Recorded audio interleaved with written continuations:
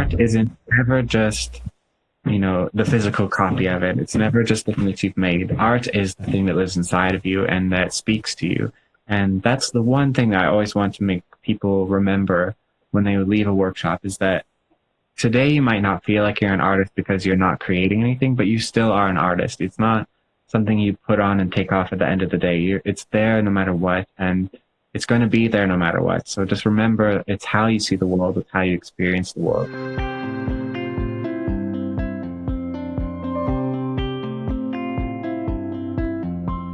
Hi, and thank you for tuning in to another episode of the Inspiration in Action podcast. The goal of this podcast is to allow you to be inspired by and learn from other creatives, their process, where they get the ideas from, and how they develop their creative mindset. In today's episode, I'm talking to a photographer who has been a huge inspiration to lots of us for many years. A photographer who is famous for his whimsical, conceptual fine art works. He has gained massive popularity sharing his personal and branded work, including that for Coca-Cola and Football World Cup Tour. He was one of the first to develop the use of miniature worlds in his conceptual photography. He instructed over 400 students in 8 countries during his creative photography workshops. But most importantly, he is the person who never stops believing in the endless creativity of every human being. And this is what he is sharing in everything that he is putting out there. Please welcome Joel Robison. Hi, Joel. Hi. It's so great to see you. Nice to see you too. You've been a legend for me for quite a while. I found your work, I guess, on Flickr, maybe. Many years ago, yeah. Yeah. It was kind of. I recently talked to Patty Marr, and she actually recommended to reach out to you and said that you're like an awesome person and you would love to give a talk. And she also, we agreed that there was this Flickr generation of photographers who actually got a lot from that. Are you still active there? I'm slowly getting back into it now that they're kind of transitioning into a new phase of Flickr, and I think it's going to be a really special place again. And it's sort of a comfortable place to go back to and to look around. And every so often I go back and I look at the favorites that I favorited years ago, or I look through accounts that I was inspired by years ago. And it's just a very nice place. It's a very supportive community there. Okay, yes, I totally can relate to this. And when you started, who you were inspired by? Who are those photographers, and who inspire you now? I think for me, when I first started, I was really isolated in a way because I'm from a very small town and there weren't a lot of other creative photographers that I was exposed to or had kind of exposure of their work to. And I was inspired a lot by other artists, by painters or illustrators or, Walt Disney and people like that create really imaginative, creative things. And as I started sharing my work online, I started getting inspired by other people that were doing the same thing. And now a lot of them are my friends. So people like Brooke Shaden or Kirsty Mitchell or artists like that really put their whole selves into what they do. And I think I started right when this sort of photography hobby movement, this fine art community was growing. And we kind of all got inspired by each other. I think we were all coming from different places, but we were all still coming from the same place. We were still excited. We were still doing something new. And I'm still inspired by all of the friends that I've made that continue to share their amazing work. And it's an amazing community to be involved in. Yes, I agree, definitely. And tell us just a few words about how you started. When did you pick up your camera? How long ago? And it's been almost, I want to say it's probably been about 10 years since I seriously started kind of getting into photography, and it sort of happened by accident. As a kid, I always wanted to be an animator or kind of an artist creating movies, and it's all I ever really wanted to do was make movies. And I realized when I was a teenager that I wasn't really that great at drawing. I was okay, but I wasn't good enough to ever do anything with it. And I sort of yeah. I put aside every sort of dream that I had of being an artist. I just decided, well, if I can't do that, then there's nothing else that I want to do. And it was probably about 6 or 7 years later, and I was working in a regular job. I had gone to school, and I felt like something really, really important in my life was missing. It just felt like there was something that wasn't right in my life. And I started trying different types of art. So I started drawing and I started painting and I started trying to do all these different things. And nothing really ever felt like the thing that I was supposed to do. Mm-hmm. Mm-hmm. And I just randomly happened to find Flickr actually. And I just saw some really creative photographs that I had never seen before, and I saw people that were just like me, that were just sharing work, not because they were getting paid to do it, but because they just liked doing it. And I just fell in love, and I was obsessed with Flickr for probably a good, 2 or 3 days, and then I realized like I need to buy a camera, and I didn't even know what I was buying. I just kind of went onto eBay and I bought whatever I could afford at the time, and Mm-hmm. it came in a box, and I just played with it every day until I started to realize that maybe if I can't draw the stories that I have in my mind, or the ideas that I have, I can use my camera to do it. And slowly started teaching myself how to use my camera and how to use Photoshop. And it's been about 10 years now that I've been doing it. Mm-hmm. Yeah, it's a great story, and it's so similar to mine because this is like when I found Flickr, this is when I realized that okay, there are some really impossible things that you can do with photography. And then I found people from my own town who were doing the same, and they were like crazy. Like maybe you heard about Anka Zhuravleva. Yeah, yeah, Yeah, so she was like, we were in the same town. And I was like, yeah, oh my God, it's possible. So she was kind of my big inspiration as well. And I also found her on Flickr. So yeah. that's amazing. I read your recent post, and it looks like we're sharing one very special thing with you. I'm also a synesthete. Okay. Really? Yeah. I actually, when I discovered this, it was like a year ago, because I thought that everyone was like that. But That's awesome too. for other people to understand what we're talking about, maybe because you also did some research and asked your psychology friends, could you please tell about the phenomenon and share what you found out from your Yeah, I think psychology friends? it was growing up, I never told anyone because I thought everyone must experience the world in the same way through color rather than through No. words. And so I just never bothered to say anything because why would you say something that you think everyone else sees? And then it was when I was in college, I kind of just made an offhand remark saying like, "Oh, it's Monday. It's a red day." And I kind of like, "What do you mean by red day?" And I was like, "It's Monday. It's red." And she's just like, "What are you talking about?" And then I kind of told her, I said, "I think you have synesthesia." And I looked it up, and I was right away. I was like, "Oh, that makes so much sense." And it's just it's really interesting to read about. And when I posted about it a few days ago, I got a lot of responses back from other people who felt either that they didn't know that they had it, but they now realize that that's what it was, that they were saying, I didn't know there was a name for this. I just thought that that's how everything was. Or from people who already knew that they had it and they were sharing their experiences with it. And, it's always funny to talk to someone who has the same kind that I do, which is colors, and hearing them say like, oh, no, Monday is this color, or, the month of April is this color. And in my head, it's like, no, it's not. And it's really interesting how we perceive.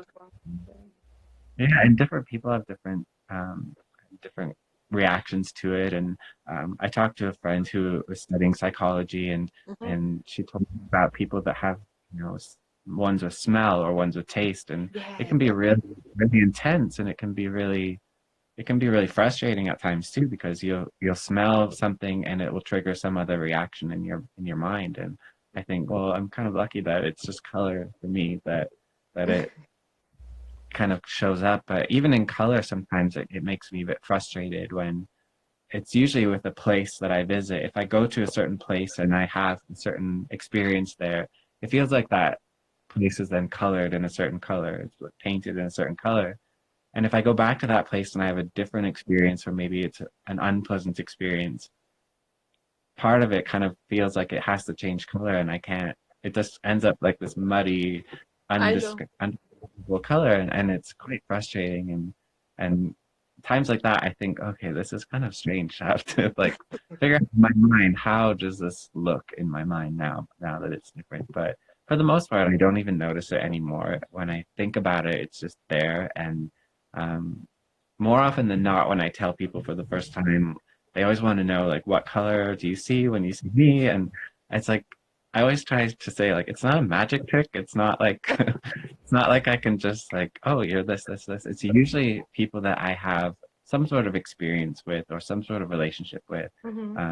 where I get to know the person, and I feel like that is a reflection of the person. And every so often there'll be someone I meet for the first time that I get this feeling that this is the color they represent. But for Mm-hmm. the most part, it's like it's almost just like a person's name is just clear until it gets filled up with this color that represents them for me. So. Okay. For me, it's a bit.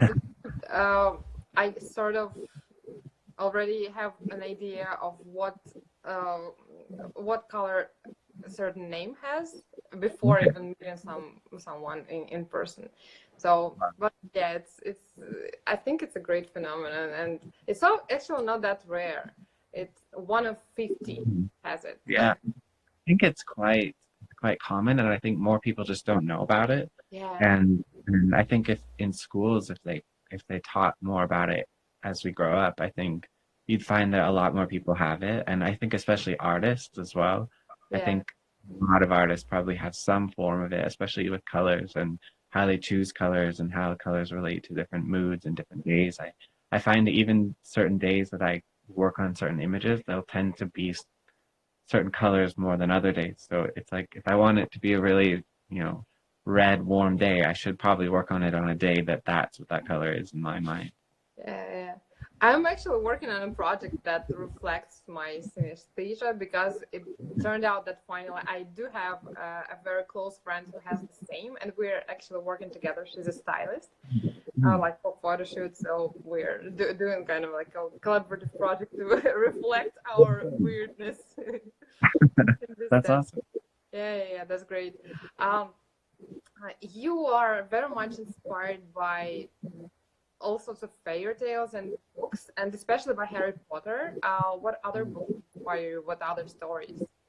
Yeah, I've always been really into fairy tales and stories. When I was growing up, I read a lot, and my favorite place to go was the library, and I would just read whatever kind of looked interesting, and those stories definitely factor into the work that I create now. And I Mm-hmm. think the idea, especially reading books that were written by adults, but were so imaginative and so creative, and they had no limits to them. It really kind of gave me a bit of permission now as an adult to have that same freedom in being creative. And so I'm inspired by a lot of authors that really have no limits to their imaginations. So Alice Mm-hmm. in Wonderland is probably my favorite story of all time because there's really it doesn't make any sense. It doesn't have any real limit to it. Alice in Wonderland is just this crazy story that just gets crazier, and there's really no limit to how strange it gets and how confusing it gets and how colorful it gets. And that story to me has always been sort of this example of you can be as weird as you want and you can create any world that you want, and people don't have to necessarily even understand it to appreciate it. And stories like that have always just really tapped into that side of my brain that just wants to live a little bit in imagination, but a little bit in the real world too. Yeah, it's a great thing, and I found that the topic of everything is possible is very much your theme, Yeah, which goes through all of your work. yeah. And why do you find it so important? That's actually sort of the summary of my work. When I've been asked a few times, how can you summarize your work or what you do in a few words? And it's always anything is possible. And I think it's important because we live when we're younger, when we're kids, we live in this very creative world. We're very creative as children. We we imagine all sorts of things. We have no limit to what we see. We're encouraged, we're told to dream and to create and to be imaginative. And we get given all the tools to do it. We get given crayons and paints and blocks, and we're just told to use your imagination, use your imagination. And as we grow up, it gets turned off, and we get told, get your No, head out of the clouds, just or forget about. yeah, get into the real world, and this is reality. And I think it's such a shame because we get so much joy and so much freedom and so much enjoyment from tapping into that creative side. And not only that, it gives us a chance to express parts of ourselves that maybe we don't know how to do otherwise. And just that, I think, by believing that anything is possible, we kind of give ourselves permission to see the world in a bit of a different way than we do all the time. And the world isn't exactly always a very nice place, and it's not always a very positive place. And any opportunity that we can have to put a little bit more imagination or creativity or love or creativity into the world, I think we should take it. Yeah, I absolutely agree. Now I want to switch gears a little bit and ask you about how you shoot. You very often shoot self-portraits, but you also work with models. Yeah. How, like, it's very different, of course, a very different experience. Which one do you prefer, and how do you feel about both of them? Yeah, I think for me, I shoot a lot of self-portraits, and it comes from starting years ago when I was just starting out, and I'm a bit stubborn, and I'm a little bit of a perfectionist, and I'm a bit nervous at the same time. I think when I was learning, I thought, I don't want anyone to see me doing something I don't know how to do. And I couldn't really ask, friends or models to shoot with me because I thought, I don't even know what I'm doing. So how can I bring someone here and, not even know what I'm doing? And so I relied on myself, and I realized pretty quickly on that time spent shooting these self-portraits was really like a meditation time for me. It was away just by myself, and for the most part I would go out into nature, and I would spend 2 or 3 hours a day just by myself in nature, and it really just gave me a chance to be in my own space, getting to know myself in a different way. And I learned that it was really the most powerful way to tell the stories that I wanted to tell, because my work is almost always a reflection of something about myself or that I'm experiencing or going through. And what better way to show that than by using yourself in the work that you're doing? And it's been really fascinating to see over the years, see myself change, see myself grow up and age, and to see how I've changed, and to see how my tastes have changed. And I find it a bit exciting and a little bit nerve-wracking to do self-portraits, because it's not always fun or easy to look at yourself in the mirror or look at yourself in the camera. But at the end, I think at the end of my life, when I'm older, I have this amazing diary of my life in the way that I want it to be shown, and I've created the story. I do like working with other people as well. I must say I'm not the best at pushing myself out of my comfort zone, and I'm a little bit nervous or anxious around shooting with other people, and it's mostly just because I'm worried that they might not understand it, or that it might not be what they expected. And it's something that I have to get better at. And actually tomorrow I do have a shoot with a younger model, so it's something I don't normally do, is shoot kids, and it's someone else, and I'm really excited about that. And I do have a lot of plans for shooting with other people, but a lot of times I just want to get out there and I want to shoot an idea that I have, and I'm always around, so it's sometimes easy. Okay, let's just go right now. Yeah, it makes sense. But speaking of your comfort zone, what other areas do you need to push yourself to? Like, okay, working with models is one. Another one? I think it's I always have a lot of ideas that are a little bit further than what I do now, or a little bit different, or a little bit more involved, and I talk myself out of them quite easily, because I think it's going to be a lot of work, or it might, be a lot of work for no result, or it might not work out the way I want it to. And so it's things like I want to do more video. So I want to actually learn how to properly incorporate movement into the work that I'm doing. So taking the images that I already create, but really making them more engaging by making them actually have movement to them. So whether it's incorporating video or more animation, it's just learning new technique, it's learning new skills, it's learning new programs, and it's scary. It's scary when you have to learn something brand new, especially when there's a lot of people watching the result as well. So things like that, and I think living as an artist, it's always really fun and easy to be in the artist mode and to do the creation and do the imagination and all that stuff, but it's the organization part of it. It's the, making sure that everything is getting done in the right ways and taking care of things. And that part is I always struggle with, and making sure that I keep everything organized and that I know where everything is, and that's a constant struggle for me, but it's something that I am learning as I go along. I've been doing photography full time now for 5 years. It's coming up to 6 years in June, and I'm learning every year how to be a little more organized, how to be a little more, more experienced in the ways that I need to work on, and that's something that is out of my comfort zone, definitely, but I'm working on it for sure. Okay, and you do only this type of photography, surreal fine art, or do you shoot anything else?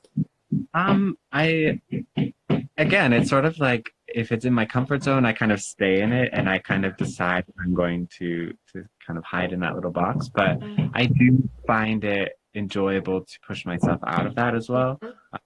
I've shot a couple of weddings, which were stressful, definitely stressful, but I enjoyed it. They were both very beautiful. They were both very special, and I enjoyed the whole process. I've shot engagement shoots. I've done some portrait shoots, and I've done a lot of events and stuff like that. And they're not necessarily what I feel I am best at, but I feel like they still help me work on my craft, and they help me learn the skills that I need. So, I, as a fine art artist, and as you would know as well, you are in control of so much. You can decide, when you want to shoot, how you want to do it. You can redo it 100 times, but in those events, you really have to know what you're doing, and you have to do it now. And it's thrilling and it's scary and it's fun all at the same time, because you really have to know your eye, you have to know your skills, you have to know your camera, and you have to know how things are going to look before it happens. And it's sort of like a game. I find that that's more like a game to me than creating fine art, because with fine art, it's so step by step. You know exactly what you need to do, and you can go back if you need to go back. But shooting those events and weddings and once in a lifetime things is stressful, but I kind of like it. It's never going to be something that I do a lot of, but it's a good test. Yes, definitely. And it's so interesting to hear that from you, because many, like wedding photographers, family or portrait photographers, they transition to surreal fine art, and you're doing kind of like the opposite thing. So it's really interesting to hear that. Yeah. Tell us about your process, how you come up with ideas, and then how you organize all of the shoots. Do you actually plan everything, like all of your shoots, or you sometimes just take your camera and go? How is it? I think it's sort of split both ways. So when I'm organized about a shoot, I'm very organized about it, and I'll usually sit down and I'll do some brainstorming. One of my favorite things to do, and my favorite thing to teach other people to do, is called mind mapping, which I learned about in school, and I never once used it for anything school related. I've only ever used it for photography. I call it sort of controlled daydreaming. So you have this sort of theme that you're daydreaming inside of, and it can be any kind of word. It could be clouds, or it could be the color blue, or it could be, a pirate ship, and anything that you can think of that connects with that, you just let it go. And that's usually how I get the ideas starting. So I'll come up with that word, and I'll just let my brain sort of go off into wherever it needs to go, and I'll just write down all the words that I can think of. And then I'll sort of look at the words that I've written down and maybe pick a few of them to build an idea from. And sometimes it's random. Sometimes I'll just close my eyes and just pick three and see how can I put that together. Sometimes I'll just look at them all and something will start to form just from the words I've written down. And then I usually try and sketch it out because I want to know in my mind what it is that I'm going out to shoot. And I always like to think that in those times when I'm shooting something that I've been planning, it's almost like I have the picture in my head already, and it's how close can I get the actual photo to look to the one that I have in my brain. And it's sort of like taking the time to match them together. And sometimes what I end up doing turns out better than what I had in my mind, or what I have in my mind might work really good for a painting or an illustration, but not so much as a photograph.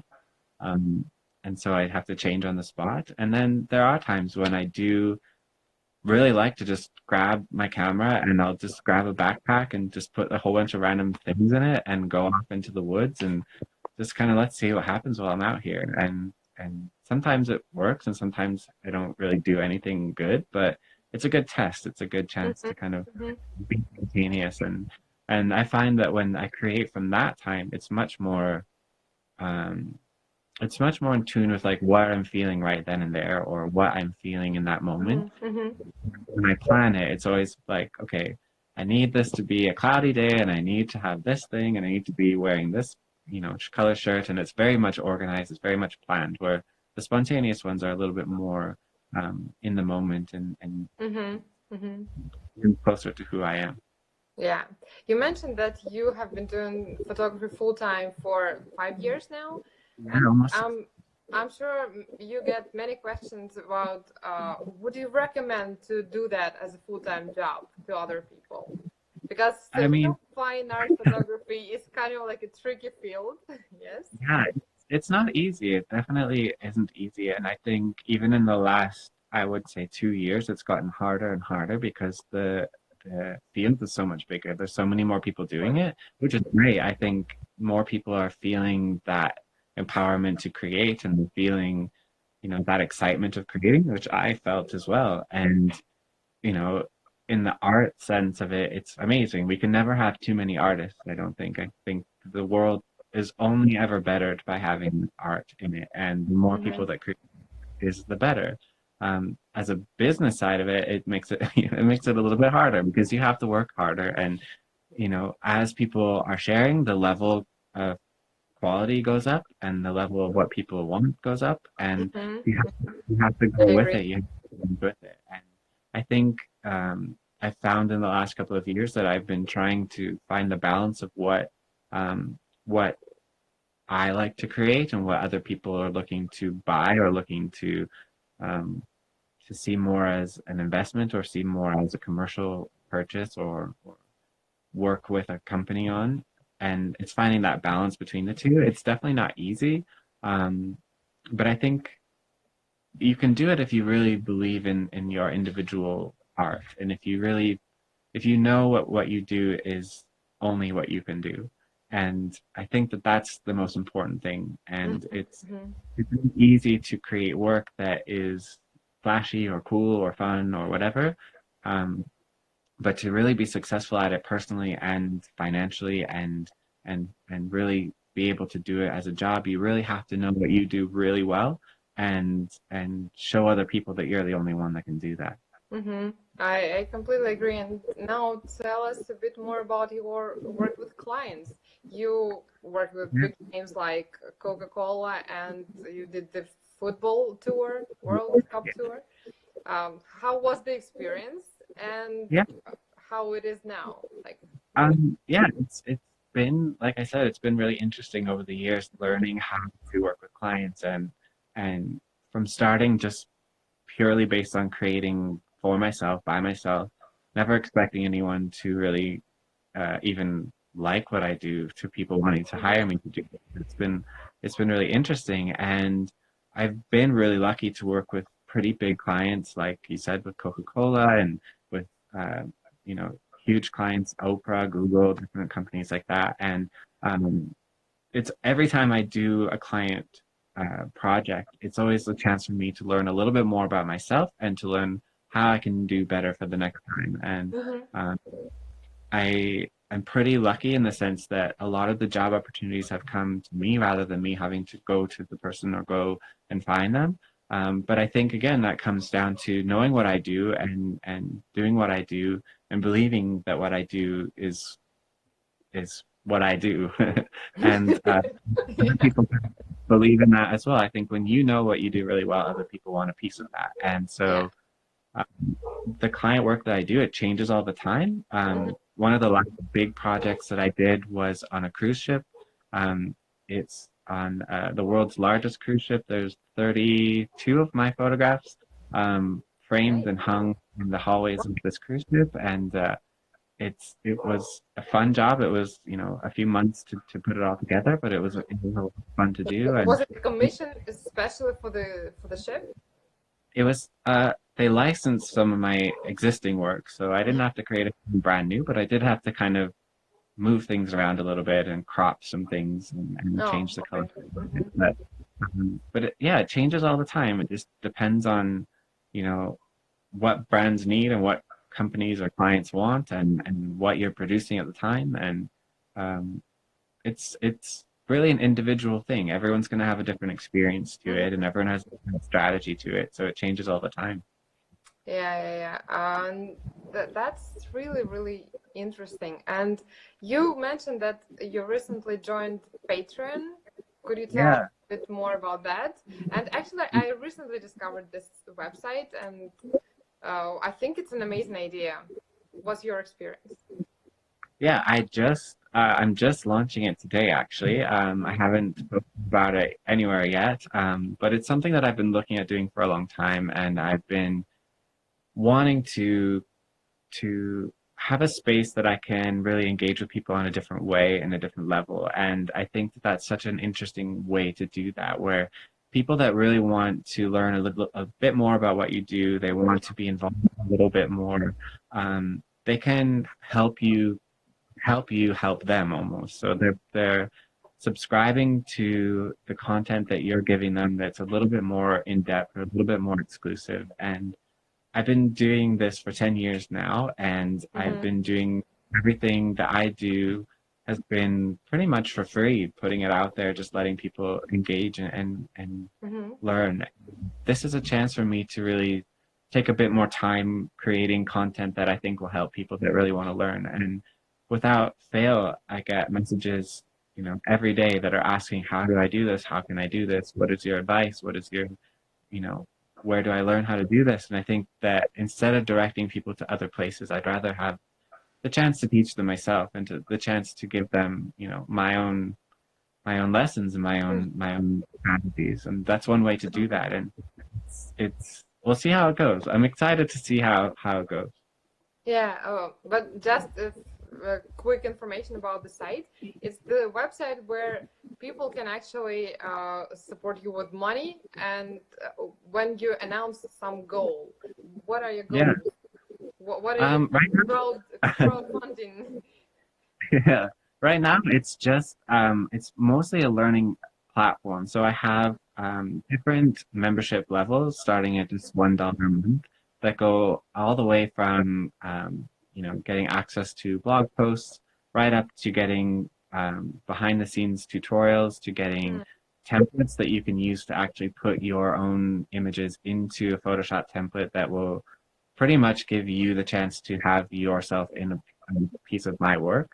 Mm-hmm. So it ranges in kind of how much you're willing to invest and how much you're willing to support and what you get back in return. And so Mm-hmm. my goal really, I haven't set one on the Patreon page yet, but my No. goal is really just create to create a sort of learning platform for people to learn and to really engage with in a different way than I have before. Mm-hmm.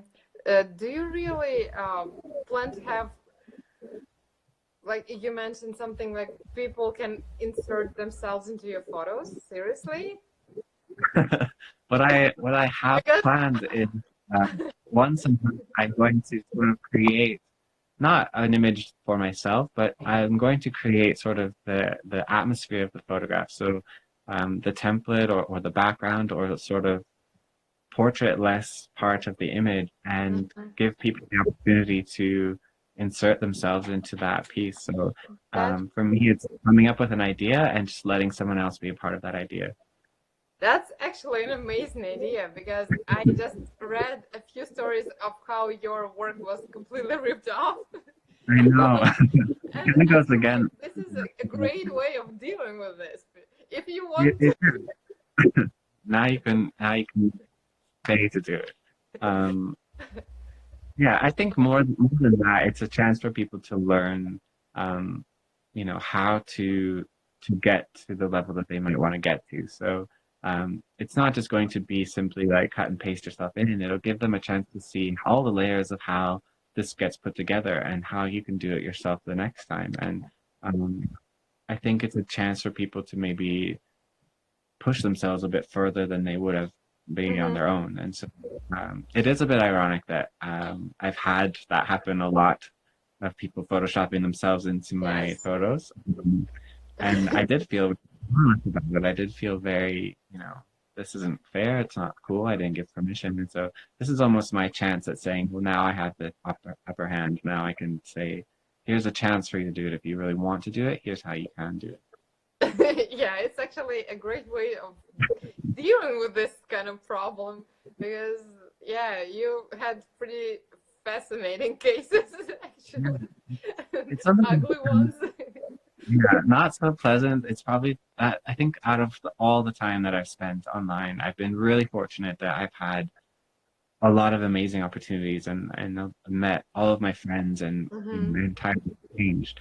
But that is probably the one negative part that I've ever had from this Hmm. past 10 years doing my work is there's people out there that really don't understand and they don't see a problem in copying other people or taking things from other people. And um, I try my best just to educate other people and just say, this isn't okay and this is why it's not okay. And here's how you can do better next time. And if you want to learn how, I can help you learn how to do it.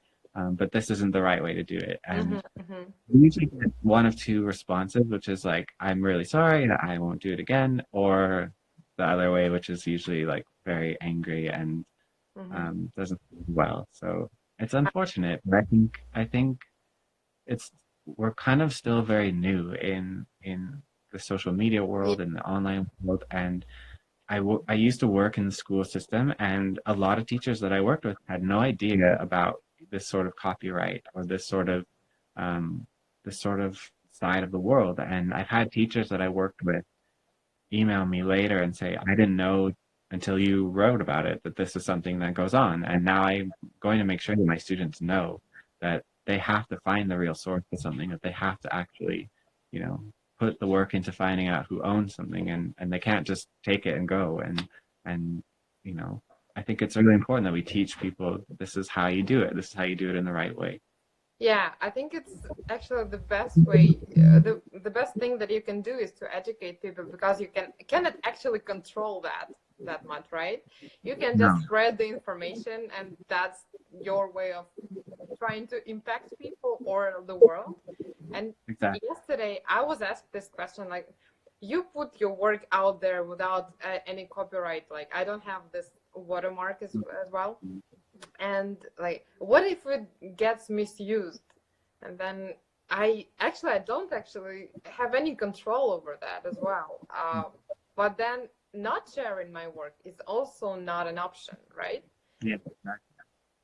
So Yeah, I think it's always a personal choice. I think I've had that same question, why don't you put a watermark or why don't you have more, limitations? And I think I don't want to take away from the people, the good people that really enjoy and really respect what I do. I feel that those are the people that I create for. That's the audience that respects what I do, that mhm, appreciates what I do, and those people shouldn't get less because other people demand more. And mhm. I think that you like you said, you can't control what people are going to do. They're going to do it no matter what you put out there. They're going to find a way around it. And there's always going to be those people. There's always been those types of people. And all we can do is when we find those people, talk to them and just say, this isn't okay and this is why it's not okay. And uh, maybe you can do better next time. And Yeah, for the and most let part, others learn from this as well.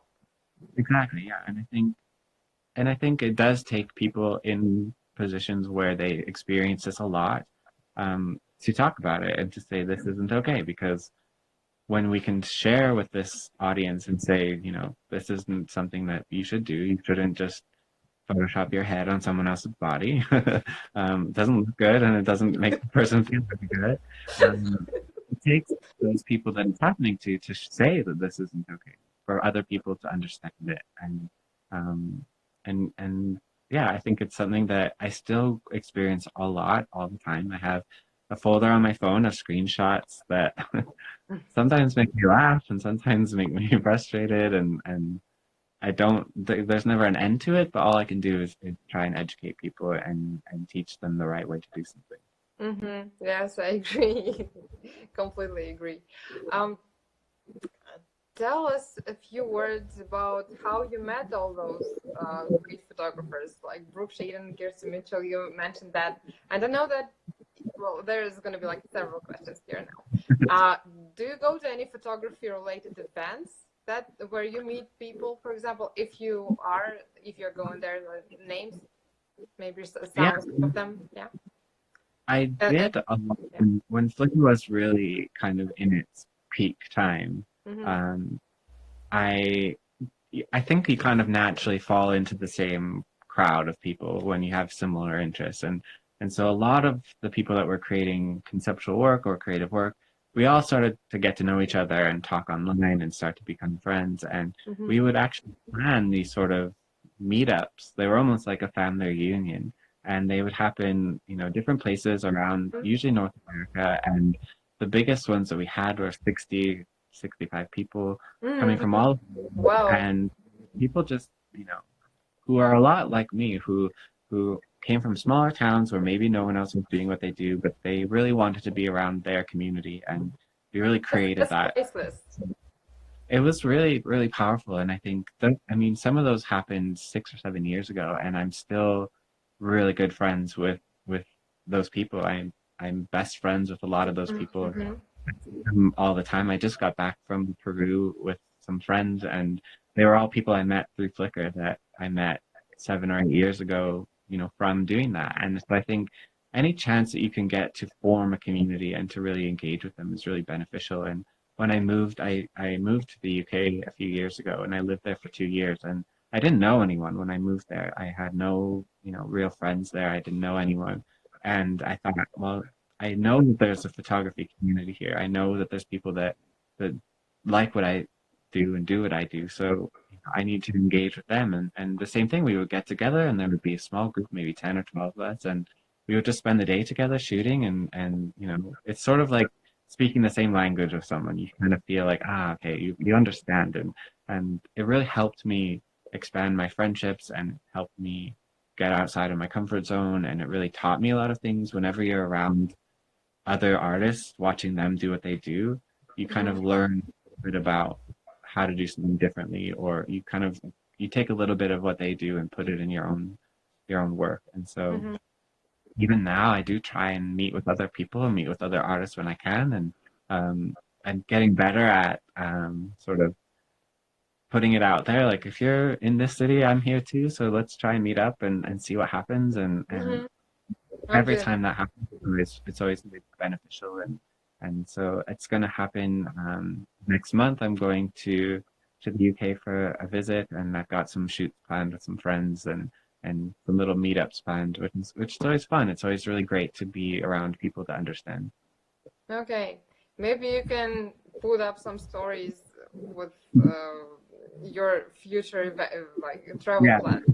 That would be great. Yeah, and any specific events that you're going, or just self-organized meetups?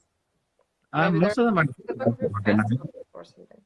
Yeah, I've been really lucky. I've been to a few sort of bigger ones, sometimes by accident. I just happened to be in the city when it's going on. So the one was in New York City. There's a big photography conference, and it was sort of like everyone that I am friends with or that I haven't met yet was there at the same time. So it was a chance to meet them. I've been to the Adobe conference a few times, and that's a really fun place to be. It's very creative. It's it's really interesting because it's sort of all the different types of people that use Adobe products in one room. So it's, illustrators, it's letterers, it's web designers, it's app developers, photographers, it's artists, it's all these creative people that all do so different things in one space. So I find that those places are really interesting. It's really overwhelming as someone who's more introverted because it's a lot to take in. It's a lot of people, but it's really, really fascinating.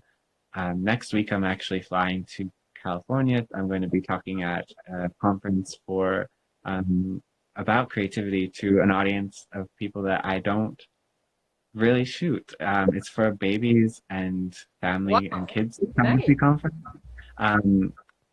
And are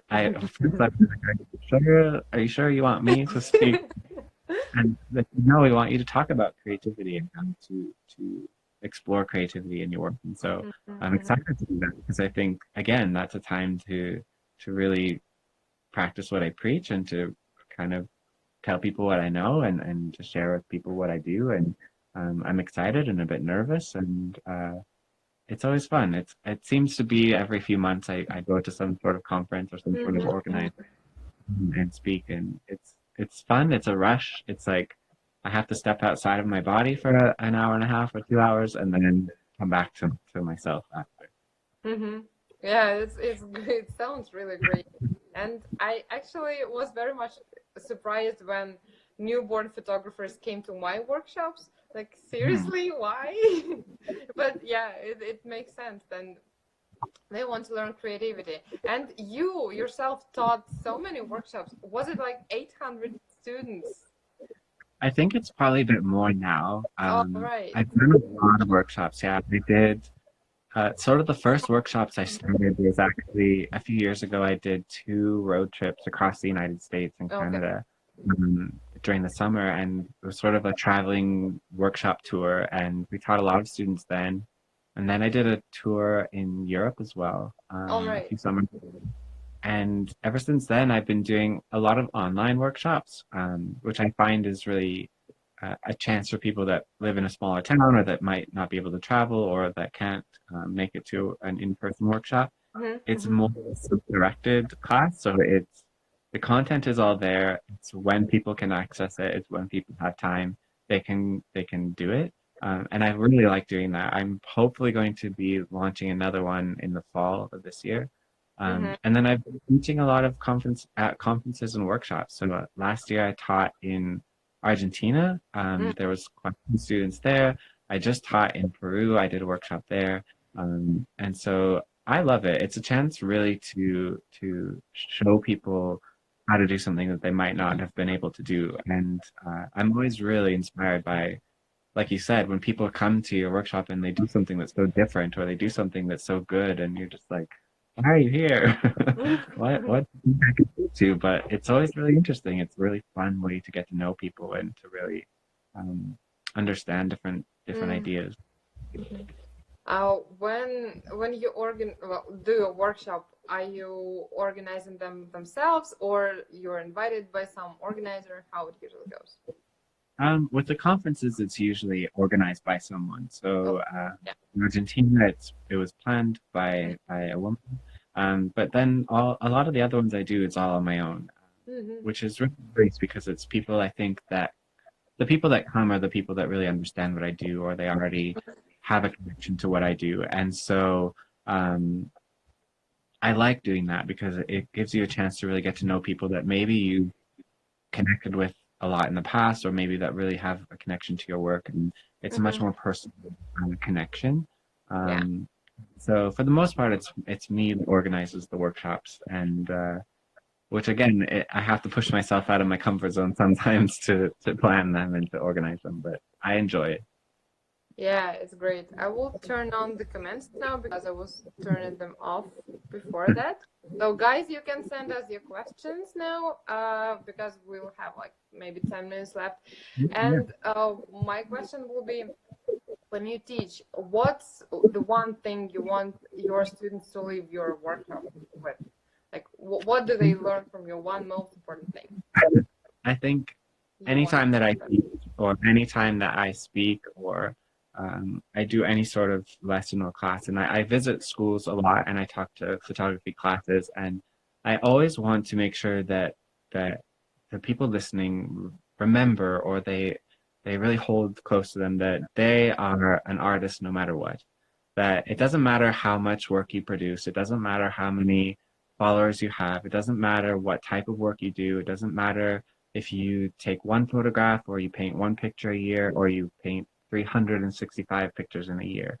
You're still an artist because the way you experience the world, the way you interpret the world, the way you see the world and share with others, that is your art. And Mm-hmm. art isn't ever just, the physical copy of it. It's never just the thing that you've made. Art is the thing that lives inside of you and that speaks to you.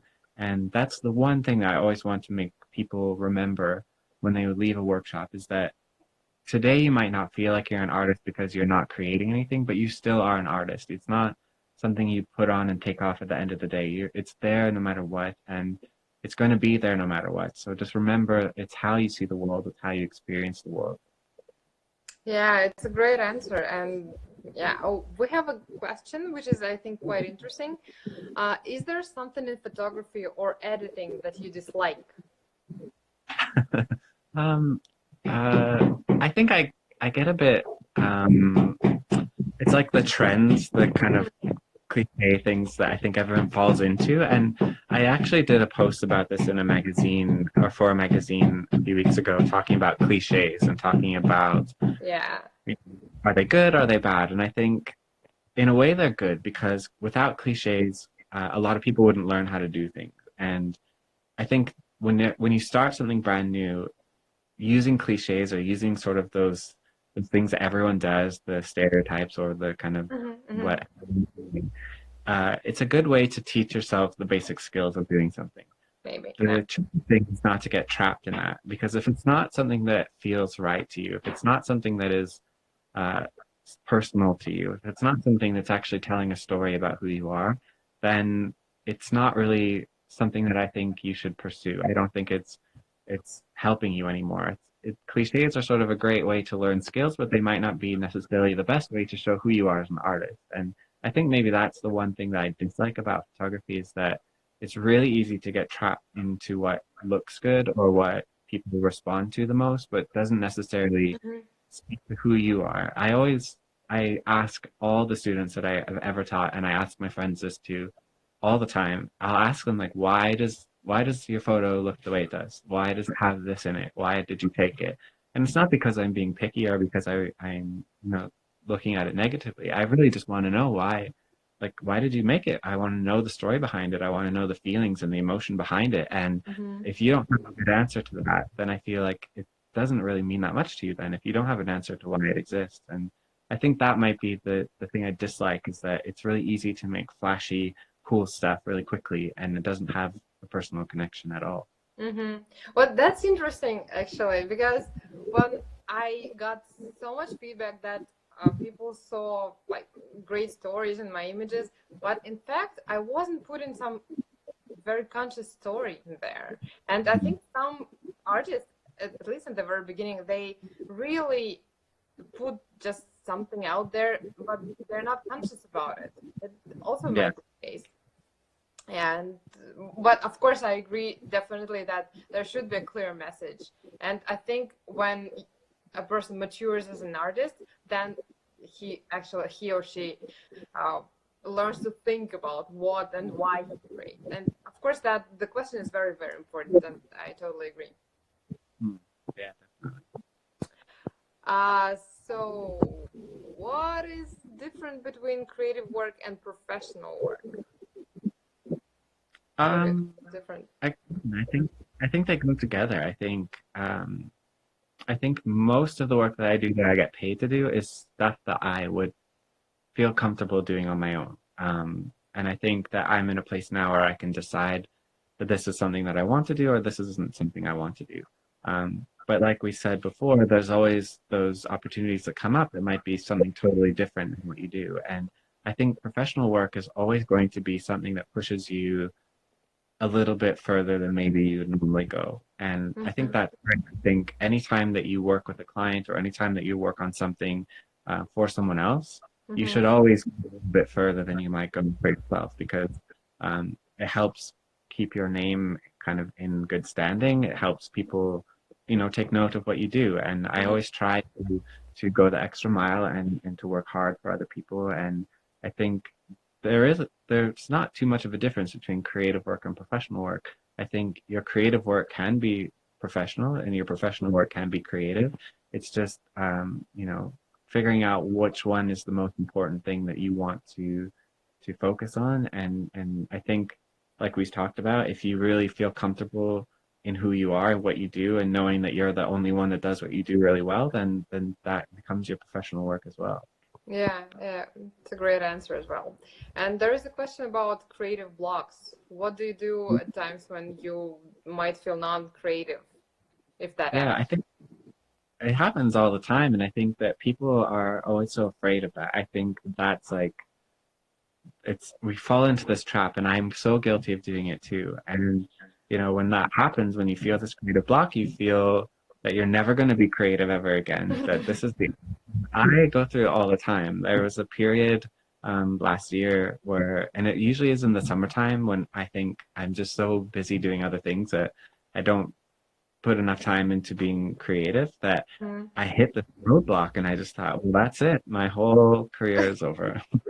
This is the end. I hit the end of the road, and time to pack it all in. And it's been fun. It's been great, and that's it. And I just sort of rolled over and just like let it take over. And it maybe lasted 2 or 3 weeks, and I just realized like that was so dumb, because I was just tired. I was just busy doing other things. And it's like any other muscle in our body. You just need to take care of it. And sometimes we overwork a muscle, it just gets so tired that it needs a break. And creativity is the same. And I think sometimes we get so invested um, in only being known as a creative person. And I know sometimes I'm guilty of doing that too, where we Mhm. think I'm a photographer, that's the only important thing about me, or I'm a creative person, that's the only important thing about me.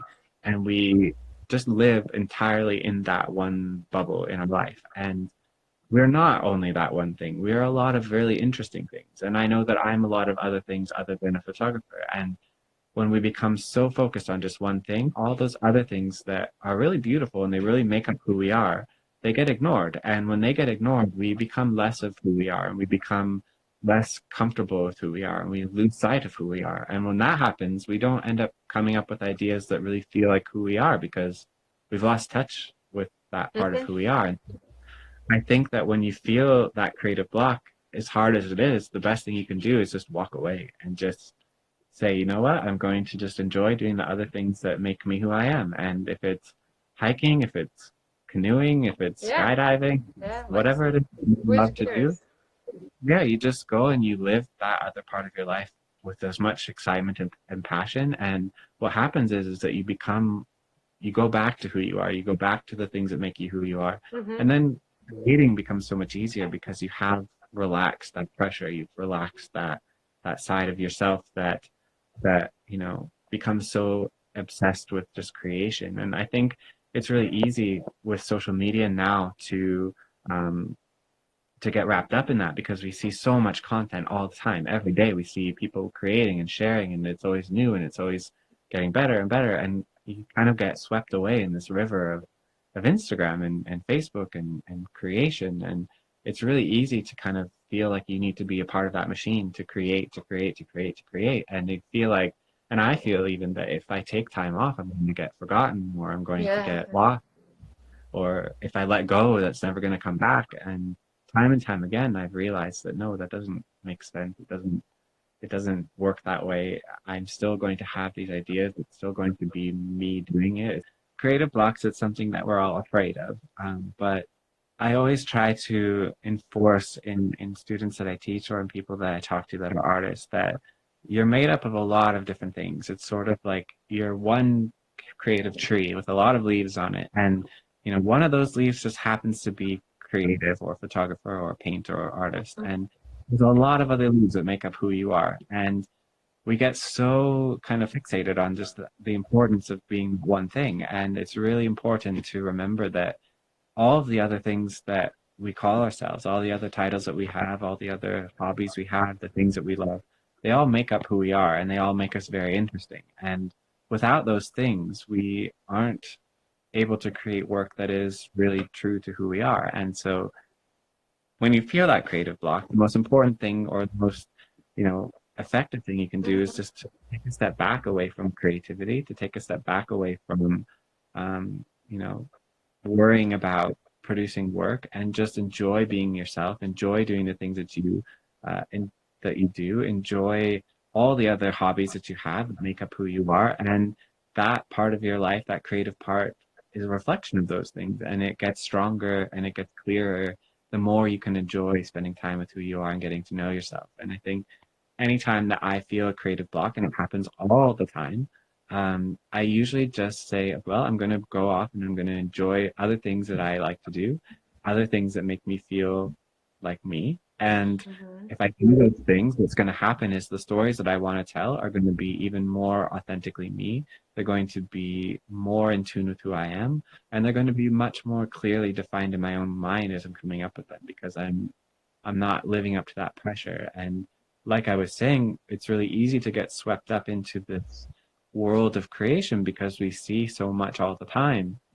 It's really easy to get sucked into this constant stream of photographs and art, and it's amazing to see it. We have so much access, but it can be overwhelming and it can be scary and it can be, keeping us from creating, because we feel like we have to live up to the pressure of what other people are doing. And the best thing we can do is to just relax and enjoy what we're doing.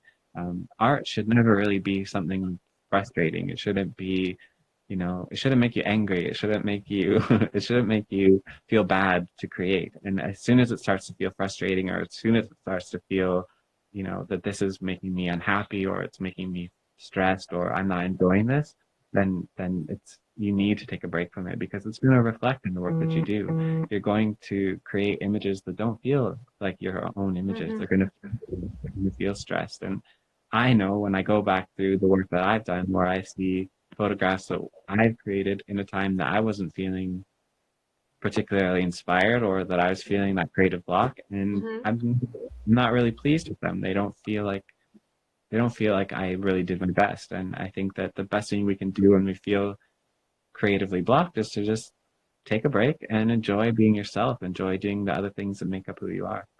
Yeah, it's a great answer, and I totally agree. And I just wanted to ask you my last question, which I actually ask everyone. What makes a good photograph, in your opinion? What makes a good photograph? I think what makes a good photograph is the story behind it. I think that it doesn't matter. I'm not a technically good photographer. I don't follow the rules. I don't pay attention to rule of thirds. I don't really pay attention to color theory. I don't really pay attention to the things that a traditional photographer would care about. And I don't care about those things, not because I don't think they're important, but I care more about the story that an image has. And I find that in other photographs, I'm more attracted to the story that someone is telling than anything else. And I think I'm more captivated by learning more about the behind the scenes, or more about the story behind that image. And it goes for any type of photograph, from documentary to landscape to a portrait to fine art. I think that it tells a really interesting story. It's going to keep someone there for even longer looking at it. And we become really kind of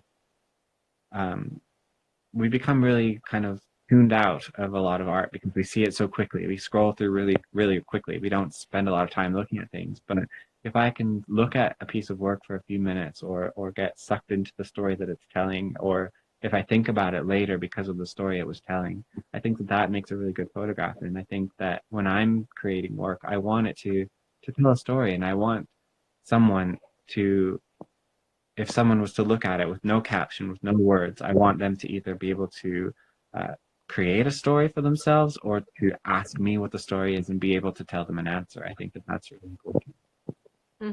Yeah, I totally agree. Do you think it's more about making a good photo or taking a good photo? Yeah, that's a good question. I think I get a lot of questions about that.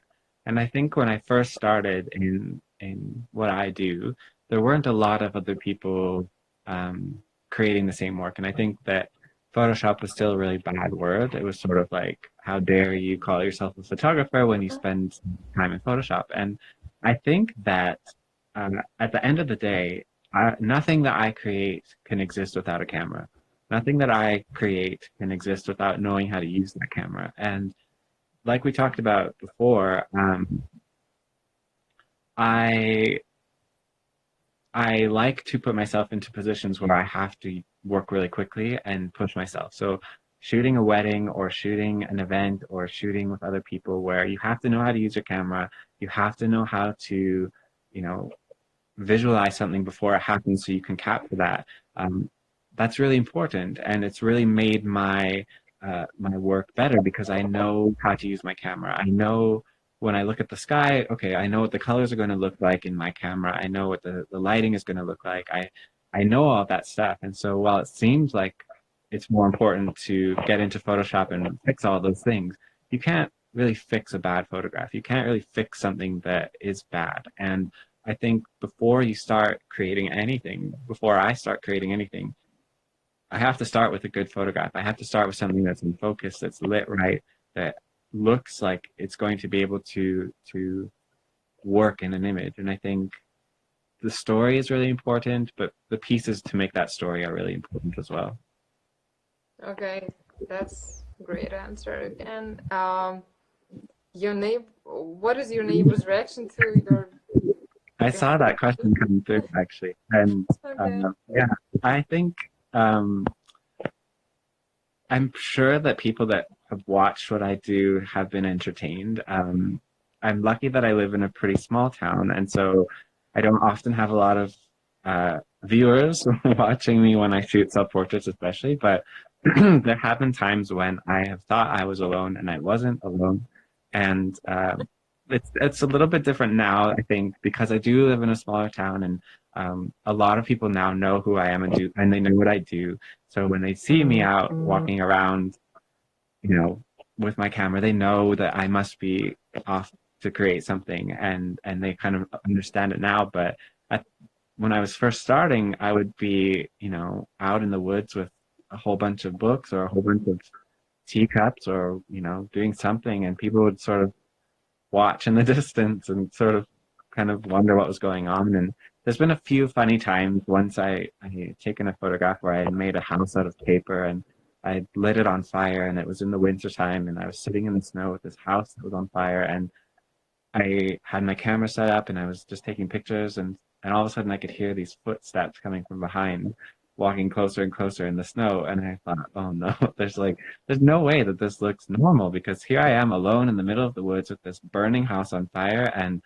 a camera there just taking pictures. And I kind of just turned around, and this woman was walking her dog, and she just said, "Is everything okay?"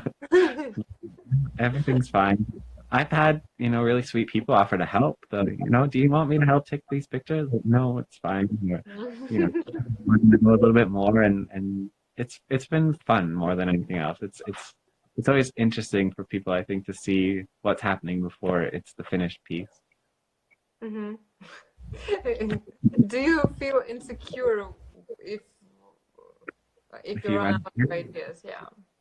I think, yeah, like we said, with creative block, you feel like it's almost like your magic power has run out. It's like you what you're known for, what is your magic power, your kind of your secret weapon is suddenly disappeared. And I think that when I feel like I don't have any ideas, or I feel like my ideas aren't that good, I get overwhelmed. And I think I used to force things a lot. I used to have sort of an idea and be like, well, I'm going to just force this to be a good idea.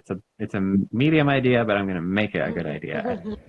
That doesn't happen. Usually it's like bad idea or a medium idea. It's still going to be a medium idea How at do the you end. differentiate between a good idea and a mediocre idea?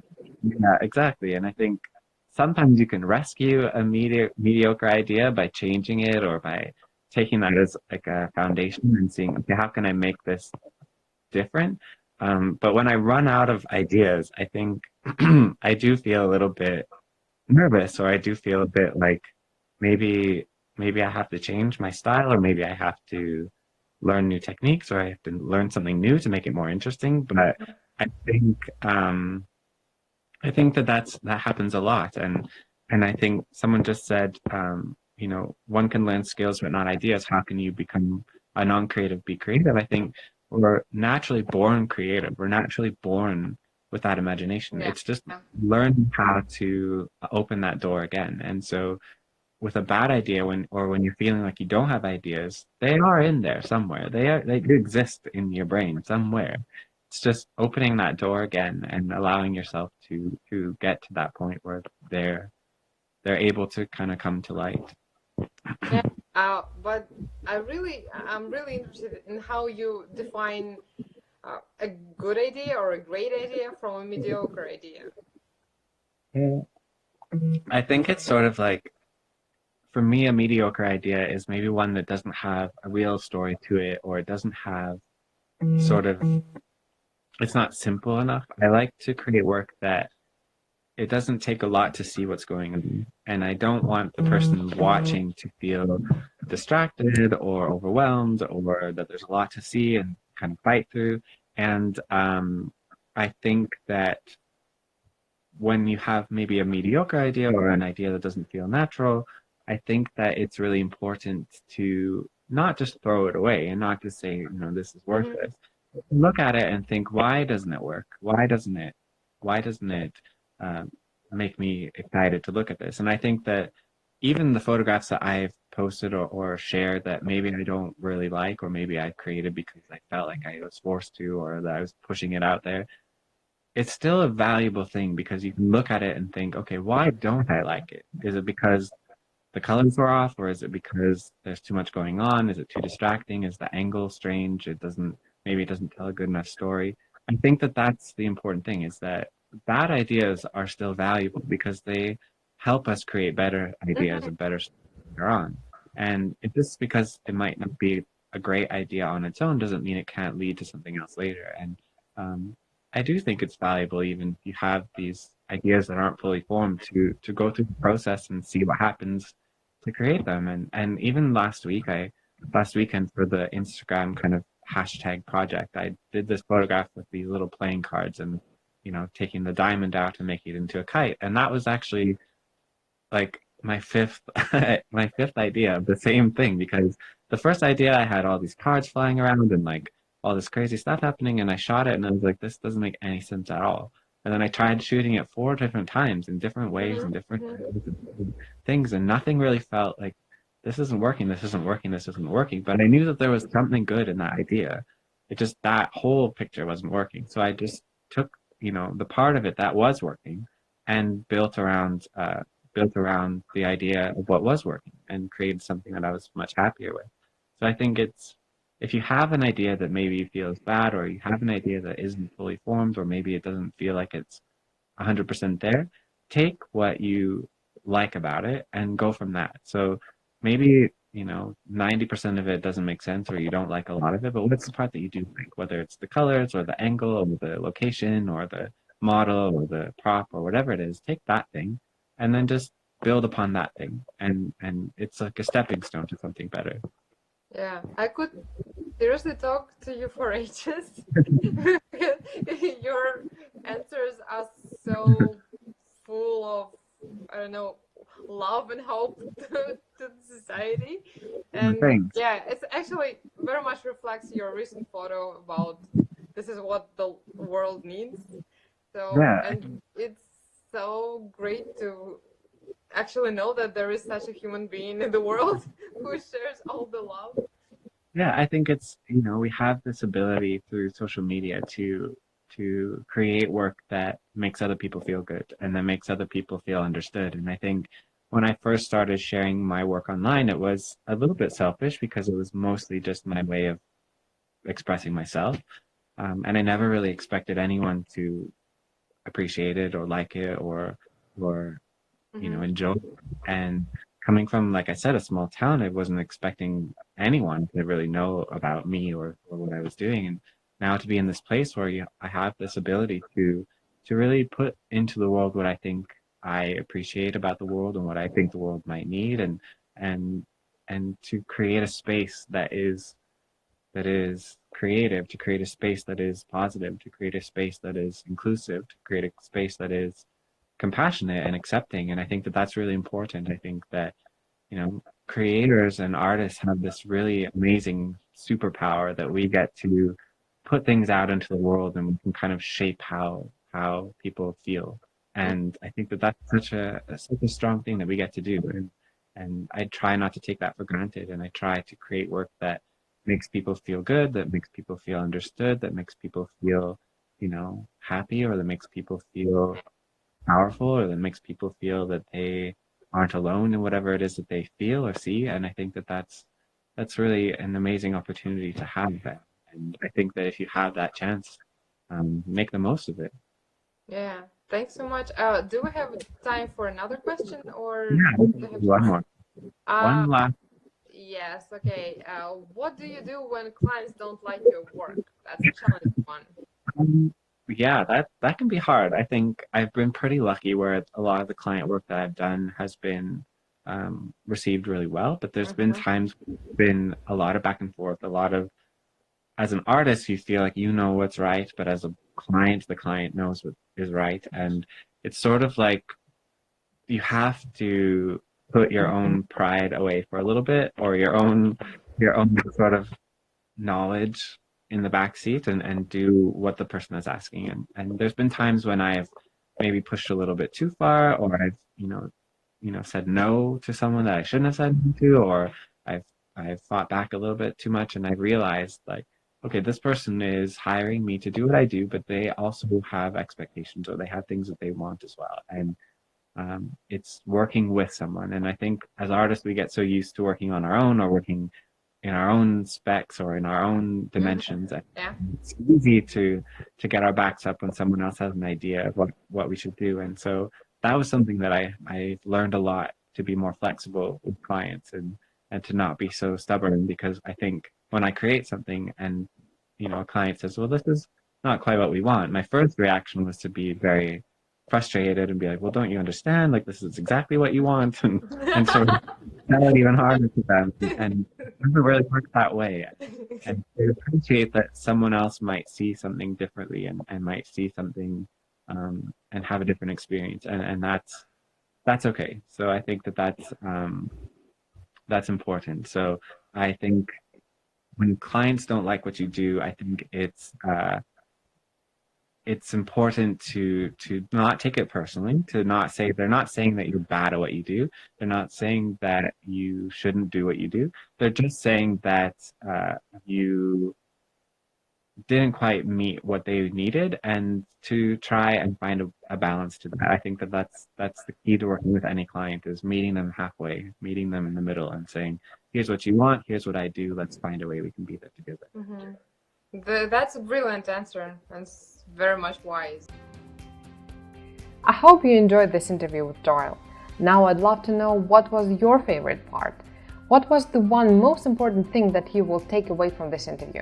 Please send me a DM on Instagram, or leave a comment to the podcast. As always, all the names and resources that we mentioned can be found in the show notes to this episode. Just go to dashapears-art.com/podcast. Now go create. Until next time.